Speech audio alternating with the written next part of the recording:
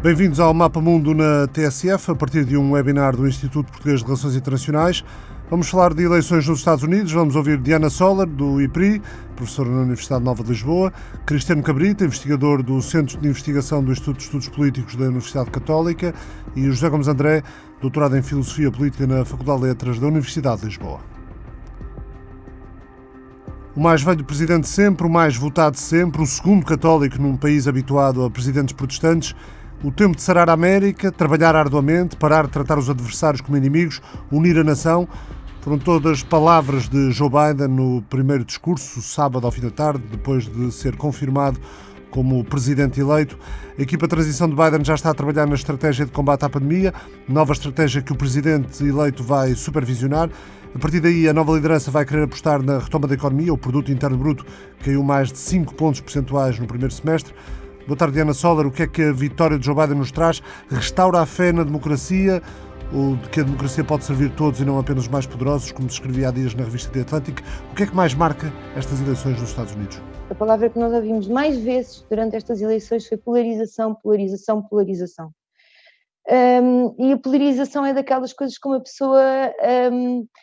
parece que toda a gente sabe o que é, toda a gente pensa, e de facto sabemos, quer dizer, intuitivamente conseguimos perceber o que é que polarização quer dizer, mas a minha ideia foi trazer para aqui um bocadinho o que é a polarização americana, de que maneira é que a polarização americana se desenvolveu nos últimos anos e o que é que o presidente Joe Biden pode fazer em relação à polarização. E o meu ponto fundamental é que há dois tipos de polarização nos Estados Unidos que se encontraram em determinada altura. Por um lado, é a polarização política, que vem de trás, vem do final dos anos 60, e por um lado é a polarização social, que é uma coisa mais recente, mas que juntamente com a polarização política criam aqui uma mistura explosiva com que os últimos presidentes dos Estados Unidos não têm sabido lidar e que nós gostaríamos que o Joe Biden conseguisse lidar. A polarização política tem a ver com uma ideia, aliás o José Gomes André diz isto muitas vezes, não estou a inventar nada, que os pais fundadores não gostavam de partidos políticos, que achavam que mais tarde ou mais cedo iam todos começar a defender os seus interesses pessoais e coletivos e de grupo e acabavam por deixar de ter em conta o interesse da nação. E os pais fundadores enganaram-se durante bastante tempo, até porque o que caracterizou o sistema norte-americano, até do meu ponto de vista, o final dos anos 60, foi precisamente o facto de haver democratas muito conservadores e conservadores muito liberais, que permitia que nas instituições houvesse um conjunto de acordos que permitiam que houvesse legislação, apesar das eleições serem sempre apertadas e dos números nunca serem muito folgados, pelo menos nas primeiras partes dos mandatos, mas começaram a ter razão por volta dos anos 60, precisamente num momento de libertação dos Estados Unidos, que é isto que é engraçado, que é precisamente quando passa o Civil Rights Act, que faz com que um grupo muito importante dos democratas, que a gíria chama Dixiecrats, que eram os democratas do Sul, que no fundo dominavam um pouco autocraticamente o sul dos Estados Unidos, ou não tão democraticamente, é uma palavra melhor, e que tiveram que desaparecer, porque com os direitos civis o seu programa todo ele se esvaziou, e passaram a votar republicano. E isso fez com que os partidos, de alguma maneira, se tornassem um bocadinho mais uniformes. Também nessa altura não, um bocadinho mais tarde, entre os anos 80 e os anos 90, há dois grandes fenómenos, um no Partido Republicano e um no Partido Democrata, que transformam um pouco, ou de uma maneira até bastante significativa, a forma como estes dois partidos se vão posicionar no espectro político. Um é a chamada Revolução do Newt Gingrich, no Partido Republicano. Foi um homem do aparelho que durante muitos anos formou os quadros do Partido Republicano e formou numa narrativa que está relacionada, por um lado, com a ideia de proteção de civilização e com a ideia de maioria moral. E diga-se, leia-se aqui maioria moral, maioria branca. E, portanto, todo este programa que foi sendo desenvolvido um bocadinho na sombra, começou a tomar forma com os Tea Parties, etc., principalmente a partir dos anos 2000, 2000 e qualquer coisa. Já o Partido Democrata, mais ou menos na mesma altura, contribui também para esta polarização política de uma maneira que não é apenas americana, não é um fenómeno apenas americano, mas que teve muita evidência nos Estados Unidos, que é, eles estavam convencidos que a classe média que era suficientemente vasta, estava suficientemente consolidada para continuar, digamos, a ser uma grande fatia da sua coligação, que os empregos de colarinho azul tendiam a desaparecer com a evolução dos tempos, a evolução da tecnologia, e começaram, digamos, a apontar as suas baterias para um novo tipo de eleitorado, para uma nova coligação, que era precisamente a coligação das minorias.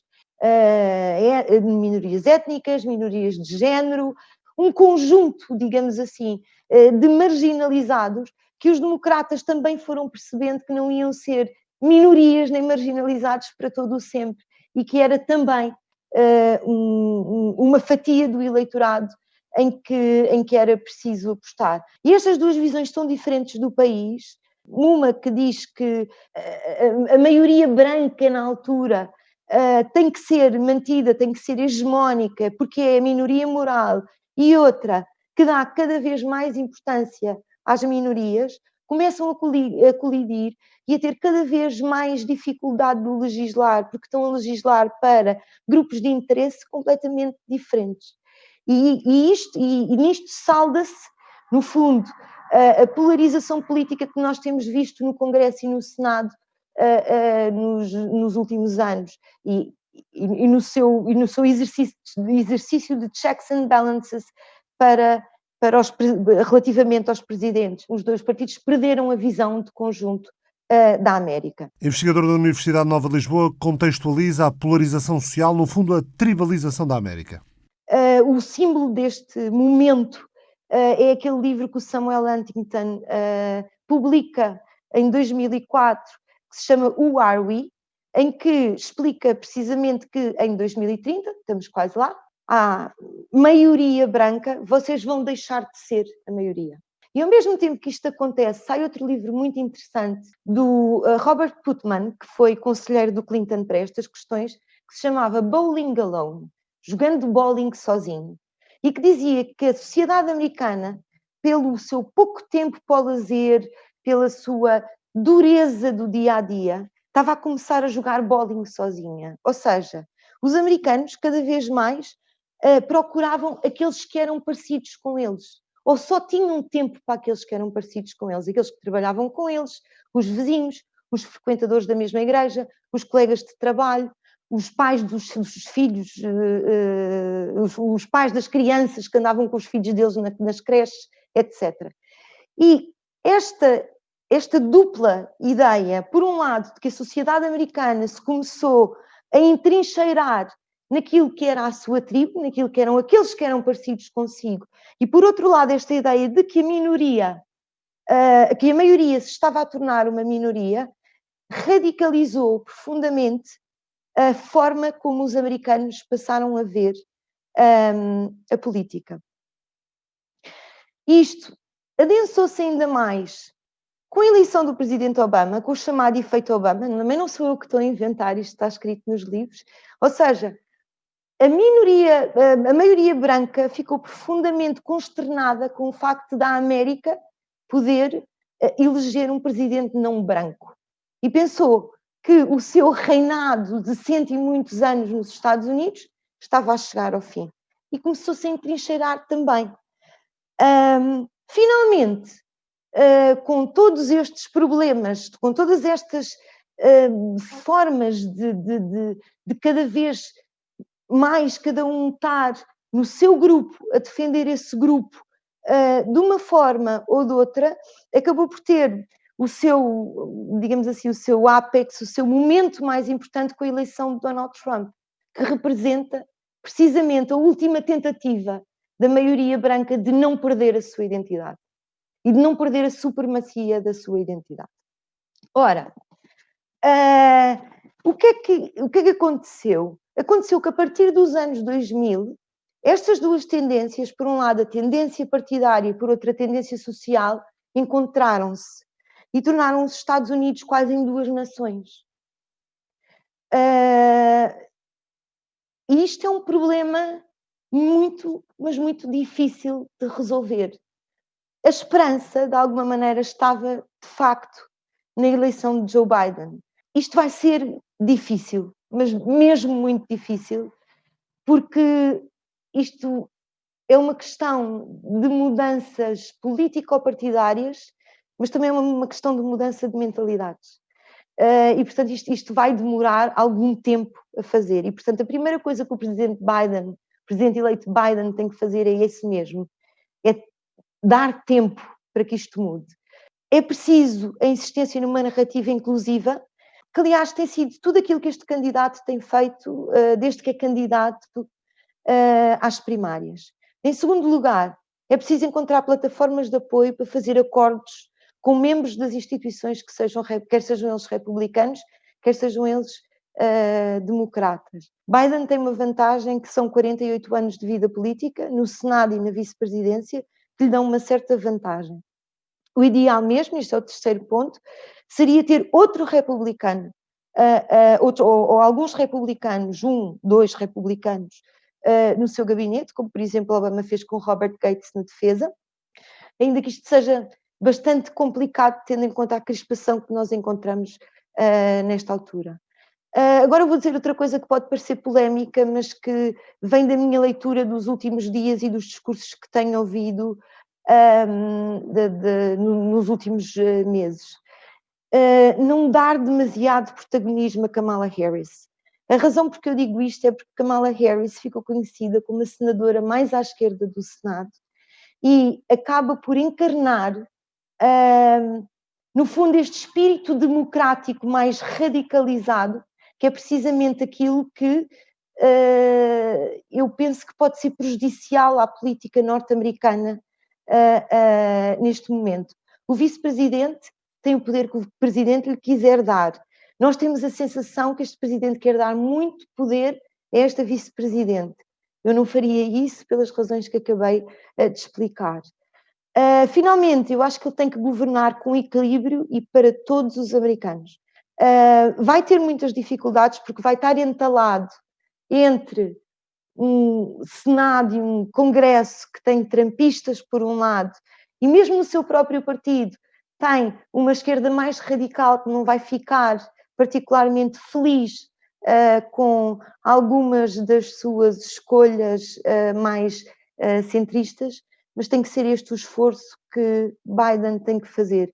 É uma oportunidade que é muito importante aproveitar, sob pena de todo o sistema político-partidário poder ruir e os Estados Unidos entrarem numa deriva cada vez mais das duas nações e não de uma só, o que poderá, a longo prazo, criar cisões quase impossíveis de sarar. Ainda vou voltar à questão do papel de Kamala Harris, Diana Soler, mais adiante. José Gomes André, o que é que Trump deixa à América? Um presidente que não conseguiu fazer-se reeleger, coisa rara, mas que mesmo assim teve 70 milhões de votos, que foram mais do que aqueles que lhe permitiram uma surpreendente vitória há 4 anos. Obrigado, Ricardo. Uma ótima pergunta e, por acaso, tinha pensado começar por aí, parecia que estávamos combinados. Eu penso que essa questão, a questão do trumpismo, está diretamente relacionada também com a leitura que podemos fazer sobre os resultados. E devo dizer que, nestas últimas horas, assisti com alguma compreensão. Acho que há um sentimento de alívio de muita gente, até de pessoas que não seguem necessariamente a política americana de perto. Acho que claramente eu sinceramente nunca vi tanto interesse pelas eleições americanas, nem em 2008, com o fenómeno Obama. Honestamente penso que desta vez senti isso até um pouco nos meus contactos pessoais e nas redes sociais e de facto o entusiasmo, eu até devo dizer, não resisto a partilhar. Eu vivo na zona de Entre Campos e quando se soube que Biden tinha ganho, portanto no sábado à tarde, houve aqui um vizinho meu que lançou foguetes, que era uma coisa que eu confesso que nunca imaginei como possível alguém, enfim, aqui na zona de Entre Campos, lançar foguetes pela eleição de um presidente norte-americano. Mas que acho que é sintomático de um certo estado de espírito das pessoas. De facto, estes anos de Trump causaram um desgaste muito profundo a vários níveis. Agora, uma coisa é este razoável alívio, outra coisa é transformá-lo, e isto acontece muito da psicologia humana, numa espécie de reação de uma leitura quase que no fundo vai tipo comboio a alta velocidade. Eu nas últimas horas já ouvi que no fundo esta eleição foi uma rejeição clara de Trump, uma vitória afinal bastante mais esmagadora do que se previa. Eu não vejo nada disto. Aliás, nós aqui temos que manter alguma coerência. Dissemos que há 4 anos Hillary perdeu por uma unha negra, 70 mil votos, somando a Pensilvânia, o Michigan e o Wisconsin. Bom, mas esta vez também, são 10 mil na Geórgia, 20 mil no Wisconsin, 45 mil na Pensilvânia. Estes 3 já chegavam para Trump, dá 75 mil votos. E não me venham com conversa do voto popular, porque o voto popular não interessa nada para apurar presidentes americanos. Então é uma estatística que tem piada, mas não interessa a ninguém. E, portanto, 75 mil votos eram suficientes para Trump ter ganho isto. Eu sei que os números ainda não estão apurados, mas, enfim, de um modo geral, vai andar à volta disto. Portanto, esta foi, tirando a eleição em 2000, esta é a eleição mais renhida, juntamente com 2016, que vimos em 50 anos ou 60 anos. Por outro lado, apesar de haver esta derrota de Trump, o Partido Republicano recupera lugares na Câmara dos Representantes, o Senado terá boas probabilidades de ficar em mãos republicanas. Há duas segundas voltas na Geórgia em janeiro que podem deixar um empate a 50, e já agora deixo entre parênteses que a Diana desejava que a Kamala ficasse um bocadinho em segundo plano, mas se o Senado ficar 50-50, ela vai fazer notícias quase todas as semanas, não é? Porque vai desempatar votos no Senado uns atrás dos outros, e portanto mesmo que apenas esteja a fazer desempates, vai ficar com uma cara de muita legislação e de muitas decisões do Senado. Se de facto ficar 50-50, a Kamala, mesmo que o Biden não queira, vai ser uma figura fundamental do sistema. Isto era um pequeno parênteses. Mas os republicanos continuam a ter maioria de governos estaduais, maioria de governadores, maioria nas assembleias estaduais, e portanto eu acho que o Partido Republicano, não vou dizer que teve um bom resultado, também não exageremos, mas não foi esmagado. A própria rejeição do trumpismo é uma rejeição por muito pouco. E se atendermos a tudo o que aconteceu nestes últimos anos, das duas uma, ou adotamos aqui adotamos uma narrativa que é mas Biden até ganhou por bastante no colégio eleitoral, o trumpismo está derrotado, e eu acho que esta leitura vai ser desmentida muito brevemente, ou então temos que fazer um bocadinho o exercício que a Diana fez, que foi um exercício ótimo, que é pensarmos que as raízes do trumpismo estão imbuídas muito mais profundamente no cenário político norte-americano. O professor da Faculdade de Letras da Universidade de Lisboa recuou uns anos para encontrar as raízes do que é o trumpismo hoje. Sarah Palin, a antiga governadora do Alasca em 2008. Estava lá tudo, o discurso anti-ciência, o populismo, a demagogia, a ignorância, a desvalorização do debate profundo, a hostilização, a xenofobia, aquele racismo escondido, em várias coisas que ela foi dizendo sobre Obama, o discurso profundamente anti-elitista e anti-intelectual, estava lá tudo. E Trump, a meu ver, beneficiou muito mais de uma onda que foi preparando o seu caminho, como a Diana, aliás, sublinhou e bem, do que propriamente um inventor do movimento. Agora, o que ele fez foi, ele deu a esse movimento um triunfo, uma vitória e uma progressiva aceitação nos mídias, mas também na própria sociedade americana. Isto é, ele sancionou uma determinada abordagem aos temas políticos, aos temas científicos, etc. E isto, a meu ver, tem que ser associado ainda a uma outra coisa. É que, isto é muito importante para portugueses, para europeus, que ao contrário do que sucede na maioria dos partidos europeus, em que as linhas programáticas são fundamentalmente definidas por uma direção partidária, que depois dá um determinado rumo aos partidos, é isso que nós vemos em Portugal, muda a direção do PS ou do PSD e o partido tem determinadas nuances ou até mesmo viragens muito claras. Mas isso nos Estados Unidos não acontece, porque não há direções partidárias.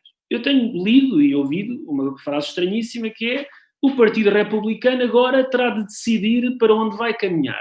Mas o Partido Republicano não vai decidir coisa nenhuma, porque o Partido Republicano não tem poder sobre os candidatos que vão ser aprovados pelo povo em eleições primárias, nomeadamente, e depois presidenciais, estaduais, etc. O que significa que, a meu ver, o ponto fulcral do Partido Republicano é evidente, notem bem, que, se aparecerem figuras relevantes do Partido Republicano a defender certos valores mais tradicionais do republicanismo e a condenar o populismo, etc., será relevante, marcará uma certa tendência. Mas o que eu vejo é que há muitos milhões de americanos que estão dispostos a preferirem um candidato que simplesmente pegue no legado do trumpismo e lhe dê diferentes roupagens. Se calhar até com um estilo mais moderado ou com um estilo mais sereno, que a meu ver ainda poderá ser mais perigoso do que a própria figura de Trump, que é no fundo um Trump polido, um Trump um bocadinho mais pragmático. Mike Pence? Talvez. E haverá outros. A questão aqui não é o Sr. Smith ou o Sr. Jones. É o Trump. Enfim, a meu ver, naturalmente, isto é a minha leitura, é que o trumpismo não morre com Trump e o Partido Republicano não tem formas de controlar propriamente o fenómeno do trumpismo. O trumpismo vai depender muitíssimo do facto de aparecerem figuras que peguem nele e lhe deem continuidade. E há uma nota muito interessante que tenho reparado nas últimas 48 horas. Muito poucos republicanos estão efetivamente a afastar-se de Trump. Eu honestamente pensei que poderia haver, no fundo, aquela ideia de que quando o barco está a ir ao fundo, toda a gente foge, os ratos fogem todos e toda a gente condenar. Não há praticamente ninguém a condená-lo. E não há praticamente ninguém a condená-lo porque querem aproveitar-se do que ele deixa. Não é da própria figura do Trump. Andam a falar daqui a 4 anos, candidata-se outra vez. Acho muito improvável. Os americanos, de um modo geral, não gostam muito de derrotados. Para não terminar com uma nota extremamente pessimista, eu ando cada vez mais cínico e pessimista, isto um dia deste ninguém me convida para estas coisas, porque as pessoas ficam deprimidas com as minhas intervenções, e que de facto, aliás, 2 pontos muito positivos. Quer dizer, a força das instituições nos Estados Unidos é um ponto notável. A forma como Trump manipula a informação, etc., não passou efetivamente para muito além disso. Quando os pais fundadores falavam da força institucional da América, um dos pontos que é sempre sublinhado é o próprio federalismo. Ou seja, o facto do poder estar dividido não apenas ao nível do governo federal, mas os Estados terem um poder muito significativo no sistema. E eu pergunto-me o que é que teria acontecido nestas eleições se as eleições tivessem sido e fossem organizadas pelo governo central. Se calhar hoje estávamos a falar de um cenário muito diferente.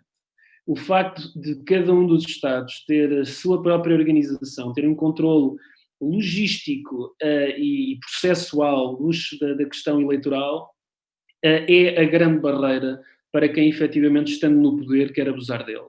E, portanto, eu acho que foi uma vitória provisória, não temos a certeza absoluta que Biden vai ganhar, há processos nos tribunais, embora me pareça que a questão da fraude eleitoral está posta de lado, se houvesse provas de fraude já as conhecíamos, mas acho que é uma vitória do federalismo neste sentido, que de facto os checks and balances têm um lado negativo, que é o do bloqueio, que é o da complexidade, mas acho que num momento particularmente sensível, este era um momento muito sensível até para a democracia ocidental em geral, não é?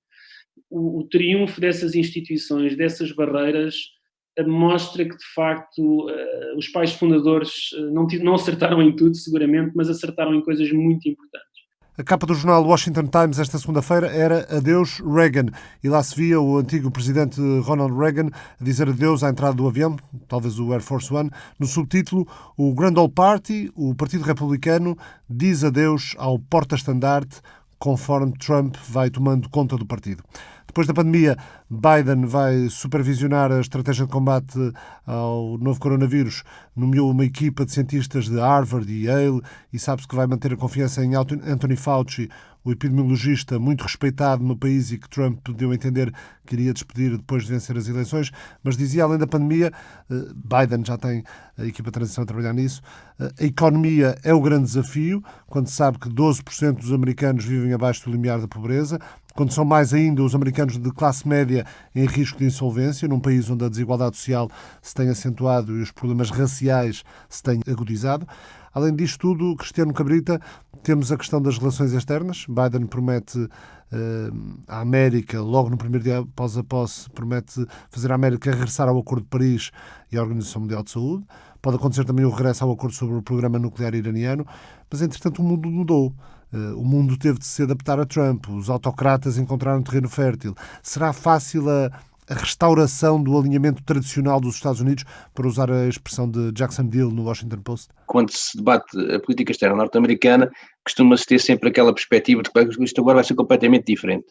Entrou um novo presidente e vamos mudar tudo, e entrou o Trump, vai mudar tudo, entrou o George W. Bush, vai mudar tudo, e é preciso que o auditório saiba, e saberão com certeza, que a política externa norte-americana teve sempre um conjunto de constantes, algumas mais escondidas, em torno de ideias fundamentais como são o excepcionalismo e o destino manifesto, e outras mais conhecidas, como é a defesa do liberalismo económico, como seja a defesa da paz, da democracia, se quisermos, na construção daquilo que foi a comunidade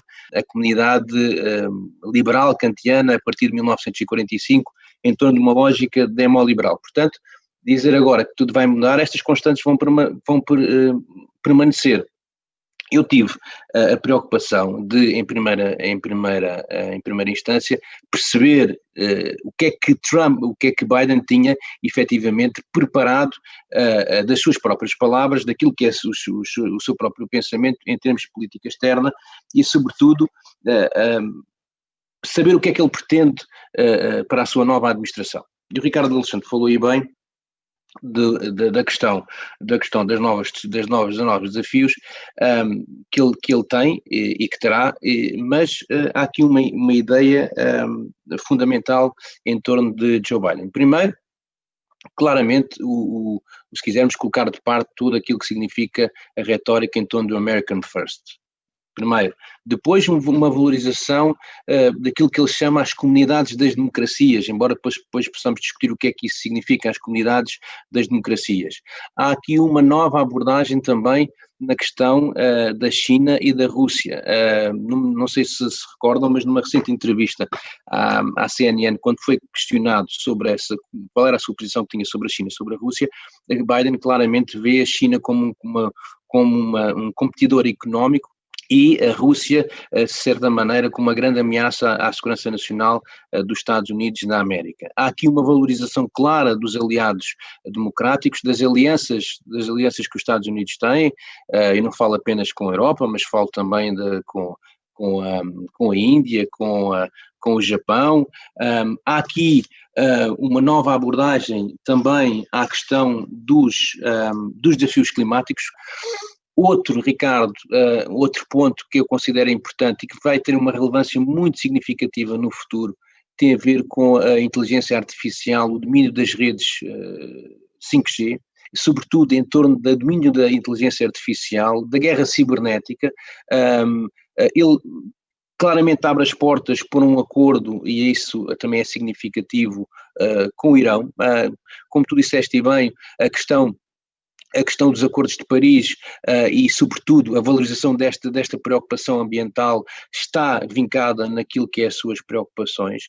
Recentemente, também numa entrevista ao New York Times, defende claramente a solução de 2 Estados para Israel, defende ideias fundamentais que, aliás, Barack Obama já defendia relativamente ao abandono dos Estados Unidos, das tropas norte-americanas do Afeganistão e do Iraque, considera, embora não se sabe muito bem o que é que isto quer dizer, que os Estados Unidos, do âmbito da sua política externa, e faz aqui uma ligação com a política interna que eu considero que é interessante, que terá que criar uma política externa para a classe média.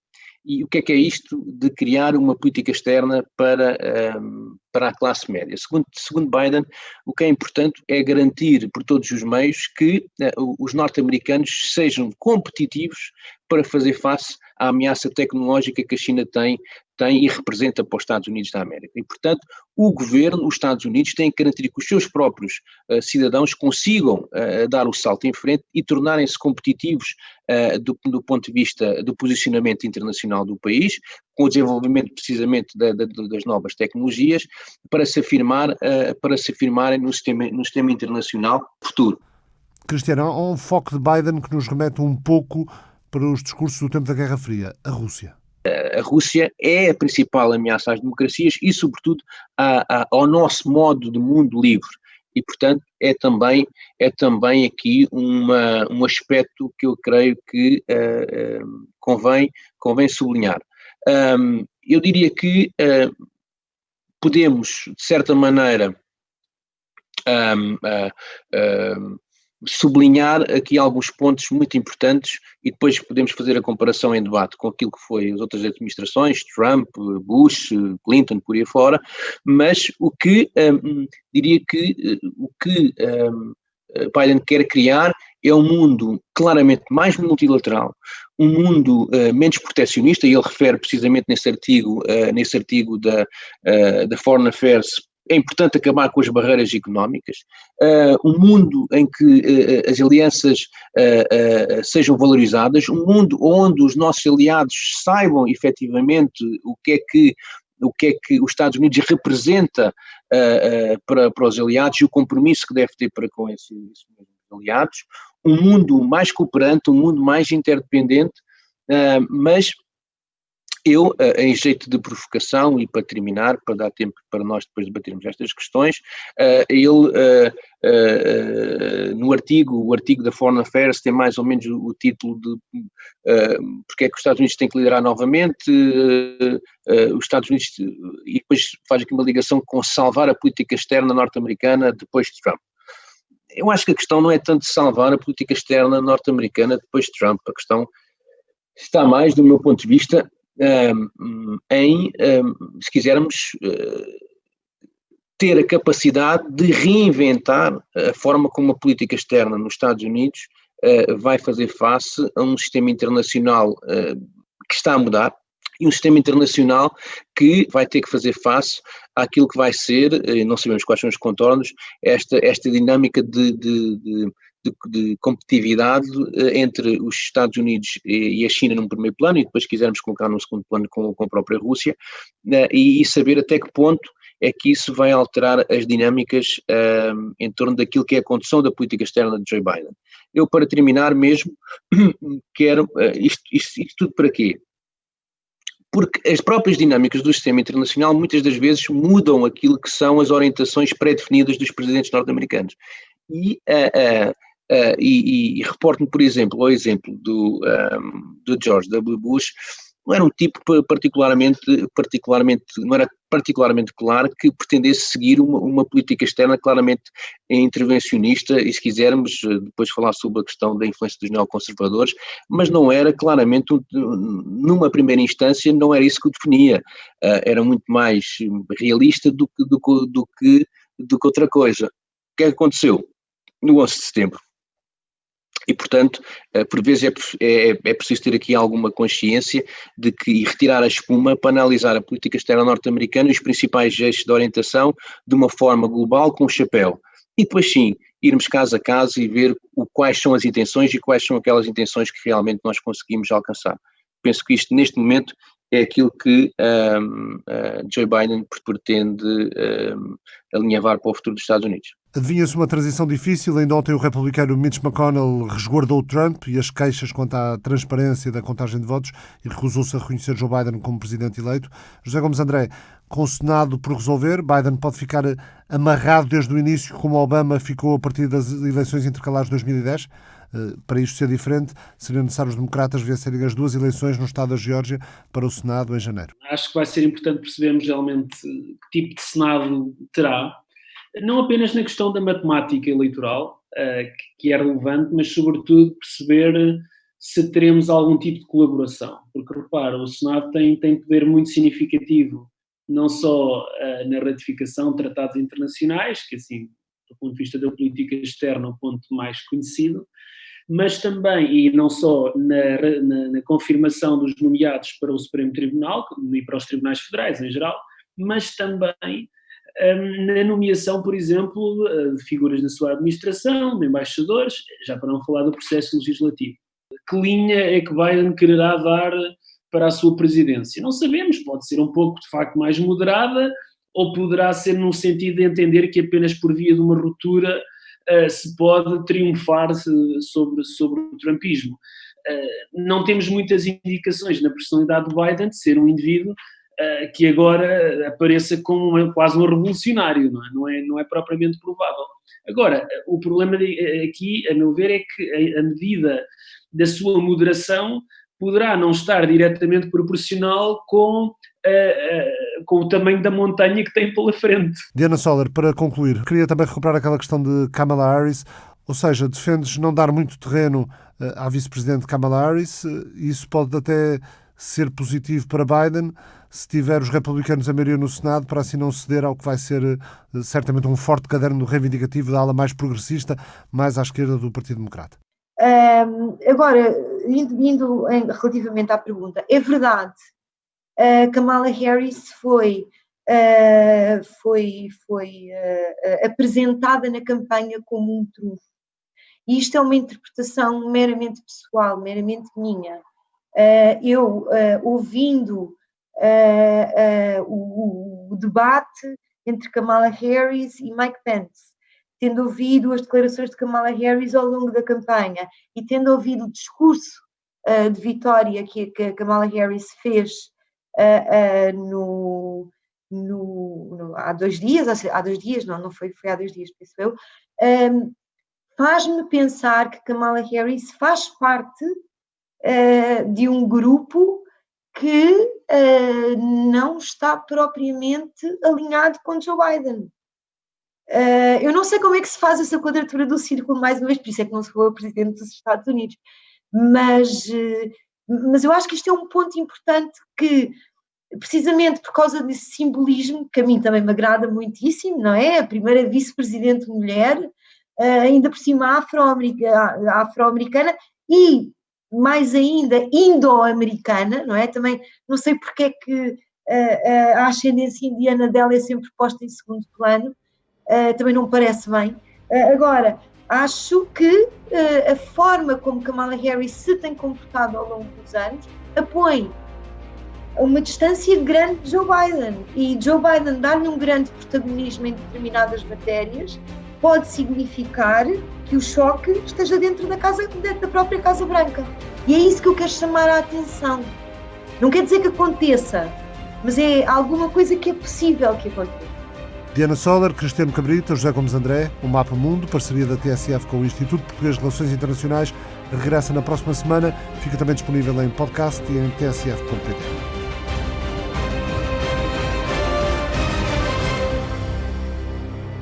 O Mapa Mundo é uma parceria da TSF com o Instituto Português de Relações Internacionais.